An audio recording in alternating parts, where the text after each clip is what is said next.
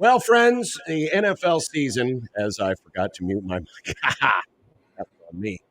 The NFL season is a little less than 50 days away. Of course, we are your home for the National Football League. We take you right on up to the Super Bowl, courtesy of our friends at Westwood One, and one of our good new friends of the program, whom we started having on a semi-regular basis last year, and is now finished up and has sent out to the masses and is available for you right now.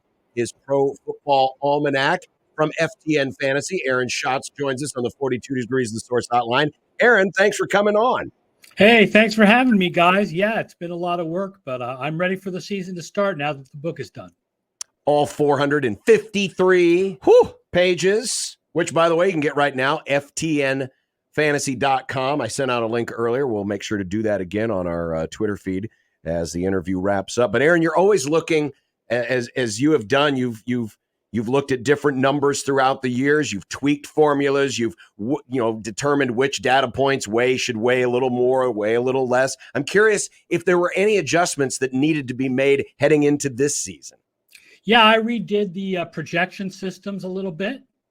One thing it accounts for now is the success of offenses that have a Kyle Shanahan or Sean McVay coordinator. Someone from those families. Those offenses, all other things being equal, tend to play better. Miami, San Francisco being great examples. So, yeah, we put something in for that this year. That is fascinating, Aaron. And I guess this is maybe a tangential question, but one of the things that stood out to me early on in the Almanac this year was when you wrote about a player's production one year does not necessarily equal his production the next year. So let me take that, but apply it to the coaches. It seems like these guys' productions, or if you are from that tree, it does correlate. If you're good one year, you're going to be good the next season as well. Yeah, overall it does. I mean, there are exceptions. There are years that aren't good, right? McVay's had a bad year or two, but for the most part, the guys from that tree have better offenses than everyone else. I mean, and they've done it with not the best quarterbacks, right? With Tua Tagovailoa and Brock Purdy. And so we'll see what happens now. They've got one of those guys now in Chicago, and they have one of those guys now in New Orleans. And I can't remember the other teams that hired them, but there are a couple of new coordinators from that tree now on different teams. Talking with Aaron Schatz, FTN Pro Football Almanac, ftnfantasy.com. If you want to order today, it is really detailed. Yeah. Especially for those of you, even if you're not looking at just what you want to see from the season, but for fantasy football, obviously it can be a huge advantage. And we've been talking about, the McVay-Shanahan tree. Well, let's start with San Francisco, who leads your preseason projections with just over 11 wins, 18% chance of winning the Super Bowl. I'm curious, though, because we've had the news this week that Brandon Ayuk is a little disgruntled right now. What kind of a difference might he make if things go sideways? Yeah, they'll no longer be the leaders for wins if things go sideways with Ayuk. You do not want to lose him. He's very valuable to them. I think they still might be the leaders for the Super Bowl because the NFC is easier to get out of than the AFC. 8 of our top 12 teams in projection are AFC teams, which means even if every one of those teams hits the projection, one of them has to miss the playoffs. Incredible. Aaron, let's talk about the team that they played last year in the Super Bowl, and that was the Chiefs. And as John mentioned, we had you on semi-regularly last year in the lead up to that. And the Chiefs were such a kind of a confounding team because a lot of the data in the regular season said this is not the same iteration that we have seen before. Chiefs fans were saying just wait until January, all will be well. Chiefs fans ended up being correct on that. You have them right now, 3rd overall, winning about 11 games. I'm wondering how can we balance the regular season lack of success, for lack of a better word, versus the postseason success, and how wildly it seemed to swing last year versus the other ways or reasons that they got to the Super Bowl in the Patrick Mahomes era? It didn't swing as wildly as you think. Their playoff wins were close wins. They were not blowing teams out in the playoffs. So the swing was not quite that big. But yeah, they do seem to play better in the playoffs than everyone else. And there's a reason to believe they will sleepwalk through this season too. Their division is very easy. We are not expecting a lot from the other teams in that division. So the Chiefs can kind of sleepwalk through the season and wake up in January, and we're going to be doing the same thing. We're going to be talking about not knowing what Chiefs team is, who are the Chiefs, where are the Chiefs, etc. So, I don't know what to tell you. They'll keep doing it until there'll be a year where they don't. Because remember, the Patriots were thought of as the same thing, and then 2005 happened and they lost to Denver, and 2006 happened and they lost to Indianapolis, and 2007 they lost in the Super Bowl. So you have the magic beans until the year you suddenly don't have any magic beans. Aaron Schatz, FTN Fantasy, joining us. His Pro Football Almanac is out right now. It's available for download. All you have to do is go to ftnfantasy.com to find out more. Staying in the AFC, Houston is third in overall DVOA. They are fourth in your projected wins and in the best percentage chance of winning the Super Bowl. Obviously, the biggest roadblock is Kansas City, plus the rest of the AFC. But I'm curious, as you looked into the Texans, what maybe their biggest internal roadblock might be to achieving some of those goals. Oh, that's an interesting question. I think, there are questions about certain parts of the defense. They brought in some good edge rushers to replace the guys they lost, but those guys are a little older. Daniil Hunter is 30. Danico Autry is 34. The other is the cornerback opposite Derek Stingley, right? Stingley's good, but who plays opposite him? It looks like it'll be Jeff Okudah, who played fairly well last year for Atlanta, but had been overdrafted by Detroit and didn't do much in his first couple of years. So there are definitely some issues on the defense, question marks, but this is a team with a quarterback who played so well as a rookie and really good receivers.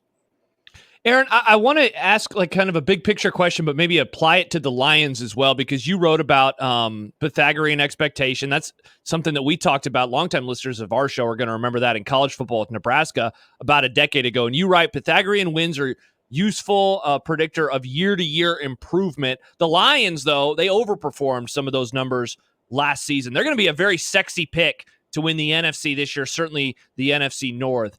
How much does that correlate on a year-to-year basis? And maybe what are some other candidates that maybe fit the mold along with the Lions?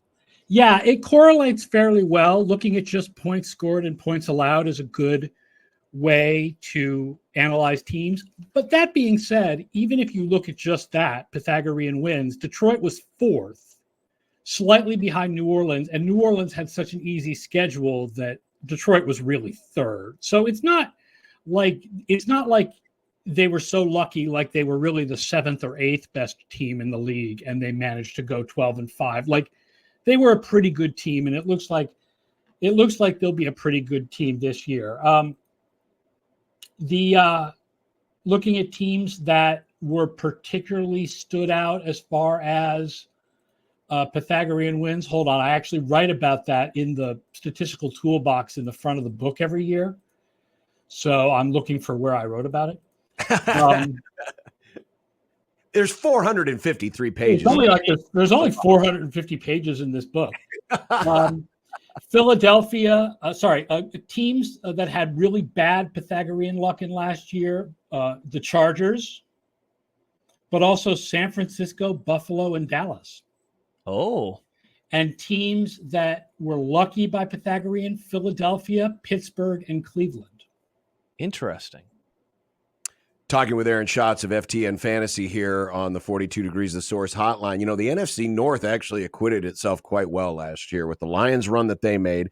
The Packers, obviously, they played very well in Dallas, and they almost knocked out the 49ers in the divisional round. One of the interesting little tidbits in Aaron's almanac is Jordan Love, his season kind of turned around after the midway point when they started incorporating more motion, more pre-snap motion into their offense. And it just kind of unlocked some things for Jordan Love. I'm curious how the Packers maybe can build off the momentum of last year, knowing that there's Detroit, who's also trying to build off momentum right ahead of them. Yeah, we have the Packers projected as the number 3 offense in our projections, so we do believe they'll build on things. The problem is that their defense is not very good, and their special teams always seem to be a problem. Special teams are obviously a little bit of an unknown this year because of the new kickoff rules, but I think the offense is going to be very good. What's interesting about Green Bay is they have all these young receivers that don't jump out at you. None of them are like the guy. like, boy, that is one of the good young receivers there, that one guy. Instead, there's just a lot of them that are pretty good and promising. Jaden Reed and Dontavian Hicks and Romeo Doubs and Christian Watson and the 2 tight ends, and it just keeps going and going. There's just so many guys. Aaron, there's been a lot of talk this offseason, moving back to the AFC about Buffalo and some of the changes that have happened with their defense, some of the players that they have lost. Diggs obviously no longer on the roster as well at the wide receiver position. What is your view on this Buffalo team as they continue to try to get over that hump? They haven't been to the AFC Championship game since the 2020 season, and obviously they haven't made a Super Bowl in the Josh Allen era. I think they're pretty good. I think they play the hardest projected schedule in the league, and that is a bit of a problem. That's going to make it tough to win the division, which means it's tough to get the home games in the playoffs, which means it's tough to make it all the way to the Super Bowl. But I think they need to be considered one of the Super Bowl contenders. Yes, they've lost a little bit, but they're still one of the top teams in the league with one of the top quarterbacks. That schedule is going to be tough, though.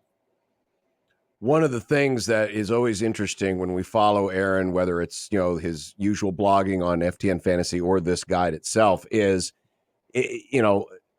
yes, sometimes analytics kind of goes against the grain of what we have conventionally come to believe, not only from a numerical standpoint, but also from a trend standpoint. And I use that to preface the question I have about the Rams, because last year, second half of the season, they surged on offense, one of their best turnarounds from the front half of the season in the DVOA era, which goes back to the early 80s. But the numbers don't always correlate to, because the old axiom is, well, you end with momentum at one season and it'll start out well the next season. But in jumps like the Rams took last year, that doesn't always bear true for the following year, does it? No, it doesn't. And I know it's counterintuitive, but teams that play better in the second half of the year don't necessarily roll that over to the following year. And the best way to analyze how well a team is going to play next year is to look at the whole season, not just the second half of the season. Aaron, we spent so much time in the playoffs, speaking of the Rams, talking about special teams and how, because they were one of the worst teams ever. But in the end, one of the worst special teams units we'd ever measured. Yeah, you said. And by the way, you didn't need analytics to tell me that. I saw it firsthand. I test as well. But you said, look, it's not going to end up being like that big of a deal. They'll win or lose based on other things. So I use that as a long windup to ask you, what in the world do you think the kickoff rules are going to do? We talked about it earlier this week. We did a long breakdown. You wrote about it. The 2024 changes to kickoff rules will throw another wrench into our special teams methodology. Is this just something that, we're going to need years of data before we kind of figure out what this move means, or do you think that we're going to be able to figure it out a little quicker? Well, we'll certainly need weeks of data, which we don't have right now. So I think that it will definitely increase the range of outcomes for special teams, right? The difference between good special teams and bad special teams will become wider, but I can't tell you which teams are going to be good or bad at this because I don't know what strategies teams are going to take. And I don't know how well the coverage is going to go. And I don't know which returners are going to do well. And it's really a big black box of questions. Wrapping things up with Aaron Schatz, FTN Fantasy. Again, the Pro Football Almanac is out right now. Go to ftnfantasy.com and order yours today. It's a quick download and 453 pages. You're going to be impressed by what you see. And one of the things towards the end is looking at the rookies that are coming in. And, of course, this was such a landmark year for drafting quarterbacks and historic year for drafting quarterbacks. How do you think this year's class compares to other recent classes in terms of boom or bust potential? That's an interesting question, is comparing it to recent class. I think this is a pretty good class.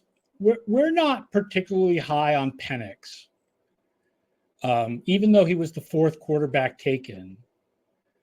But Nix comes out all right in our projection system, and McCarthy comes out all right, and May is young, and that gives him a little bit of an edge, and Daniels was really good last year, and Caleb Williams is a great prospect. I think we could definitely get 2 or 3 really good quarterbacks out of this class. We just, it's most likely, Williams is the one who's most likely to be that guy, but we don't know yet if he is that guy.